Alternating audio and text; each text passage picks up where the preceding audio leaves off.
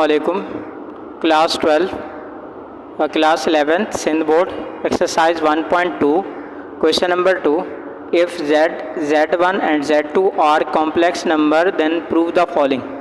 z1 plus z conjugate is real, यानी अगर हम z को और z के कॉन्जुगेट को ऐड करेंगे तो उसका आंसर रियल आएगा, उसमें कोई आयोटा वाली टर्म नहीं होगी। z minus z conjugate is imaginary, अगर हम z और z के कॉन्जुगेट को सबट्रैक्ट करेंगे तो हमें आयोटा वाली टर्म मिलेगी, रियल नहीं मिलेगी। और z1 मल्टीप्लाइड बाय z2 का मॉड लेंगे तो z1 का मॉड मल्टीप्लाइड बाय z2 का मॉड आएगा। तो हम इनको प्रूव करते हैं, तीनों कंडीशन को। तो पहले हम स्टार्ट करते हैं, फर्स्ट को प्रूव करते हैं, उसको सॉल्व करते हैं। तो सपोज करते हैं कि लेट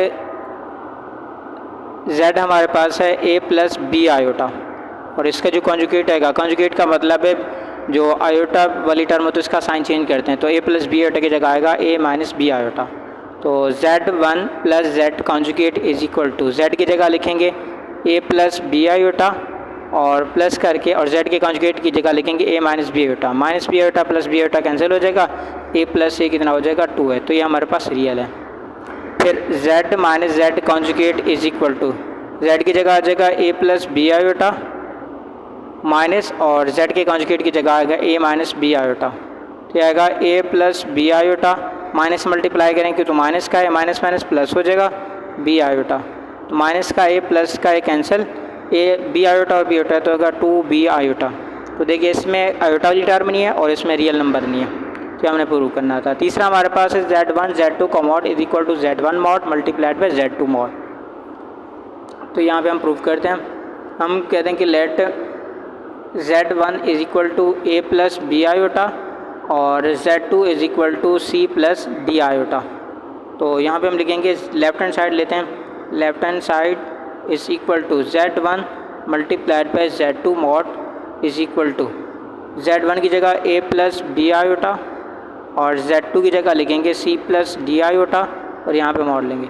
फार्मूला अप्लाई करेंगे जो हमारे पास मल्टीप्लिकेशन वाला, तो यह आ जाएगा ac minus b d, ac minus b d, और यहाँ पे लिखेंगे प्लस करके AD प्लस BC और साथ में BC मल्टीप्लाइड बाय आयोटा आ जाएगा।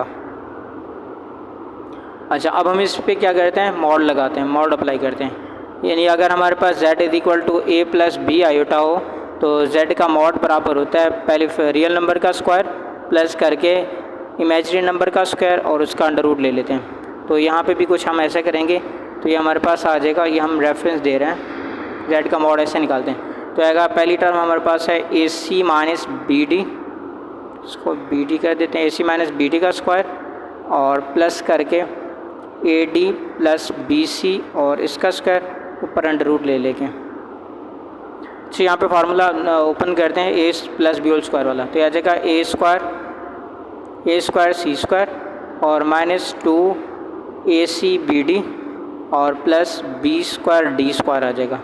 प्लस करके अब इसके ऊपर फार्मूला लगाते तो आ जाएगा a square d square plus 2AD BC और प्लस करके b स्क्वायर c स्क्वायर और इसके ऊपर अंडर रूट आ जाएगा।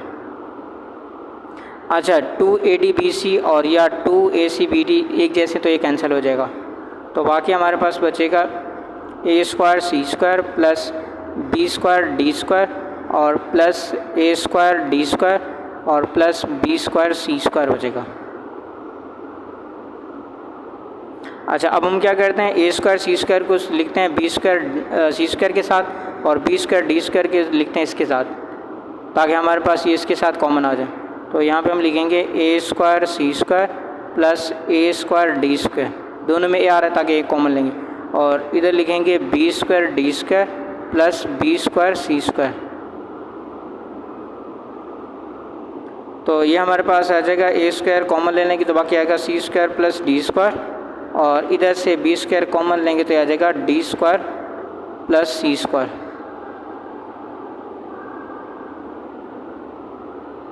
c square plus d square या d square plus c square again common लेंगे तो बाकी बचेगा a square plus b square और साथ में आ जाएगा c square plus d square और इसका अंडर रूट ले लेंगे। अगर हम राइट हैंड साइड को देखें तो right hand side is equal to हमारे पास है z1 mod multiplied by z2 mod. तो z1 का मॉड क्या आएगा, a square plus b square आ जाएगा और Z2 का मॉड आएगा c square plus d square आएगा। तो left hand side is equal to क्या है, right hand side. Left hand side is equal to right hand side. तो हमने क्वेश्चन प्रूव कर लिया। अल्लाह हाफ़िज़।